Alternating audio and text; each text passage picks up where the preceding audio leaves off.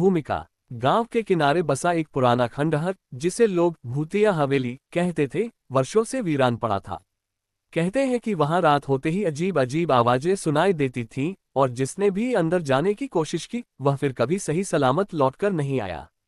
गांव के बुजुर्गों की मान्यता थी कि वहां काला भूत का वास है, जो काले जादू में माहिर था।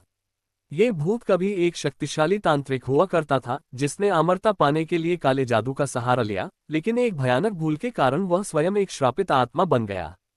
गांव में एक युवा तांत्रिक अर्जुन रहता था, जो अपने गुरु से काले और सफेद जादू की विद्या सीख रहा था। उसे भूतिया हवेली के रहस्य जानने की जिज्ञासा थी। एक दिन उसने अपने गुरु से पूछा, गुरुदेव, क्या सच में वहां कोई काला भूत रहता है? गुरु ने गहरी सांस लेते हुए कहा, हाँ अर्जुन, वह सिर्फ भूत नहीं, बल्कि एक महाशक्तिशाली आत्मा है, जो काले जादू में सिद्धि प्राप्त कर चुका था। लेकिन अब वह श्रापित है। यदि तुम वहां गए तो उसकी माया में फंस सकते हो। पर अर्जुन जिद पर अड़ा रहा। उसने तय किया कि वह इस रहस्य से पर्दा उठाकर रहेगा। अर्जुन आधी रात को मंत्रों से रक्षा कवच बनाकर भूतिया हवेली में पहुंचा। जैसे ही उसने दरवाजा खोला, एक ठंडी हवा का झोंका आया और हवेली के अंदर जलते हुए काले दिए खुद ब खुद बुझ गए। तभी एक गूंजती हुई डरावनी आवाज आई, तुम्हें यहां नहीं आना चाहिए था, मूर्ख मानव। अर्जुन ने हिम्मत दिखाए और जवाब दिया, मैं सत्य जानने आया हूं, अगर तुम में शक्ति है तो सामने आओ। अचानक हवेली के मध्य में धुएं के बीच से एक भयानक आकृति प्रकट हुई। उसका शरीर अधजला था, आंखें आग की तरह जल रही थीं, और वह हवा में तैर रहा था। मैं वही हूं जो कभी सबसे बड़ा तांत्रिक था, लेकिन लोभ ने मुझे भूत बना दिया। अर्जुन ने पूछा, तुम पर यह श्राप कैसे लगा? भूत ने अपनी कहानी सुनाई। मैं रुद्रनाथ था, जो काले जादू का सबसे बड़ा साधक था।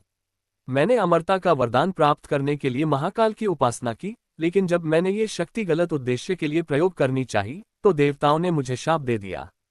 अब मैं इस हवेली में हमेशा के लिए कैद हूँ। अर्जुन ने सोचा कि अगर यह आत्मा तांत्रिक है तो इसे मुक्ति भी तंत्र विद्या से ही मिल सकती है। अर्जुन ने अपने गुरु द्वारा सिखाए गए मंत्रों का जाप करना शुरू किया। ये देखकर काले भूत ने अपनी काली शक्तियों से हवेली को हिलाना शुरू कर दिया। चारों ओर अंधेरा छा गया, हवेली की दीवारों से साए निकलने लगे, लेकिन अर्जुन अडिग रहा। उसने एक दिव्य मंत्र पढ़कर आग का घेरा बनाया और उसमें काले भूत को फंसा दिया। भूत चीखते हुए बोला, नहीं, यह मंत्र मत पढ़ो, इससे मेरी आत्मा मुक्त नहीं होगी, बल्कि मेरा अस्तित्व ही समाप्त हो जाएगा। लेकिन अर्जुन ने अपनी साधना जारी रखी।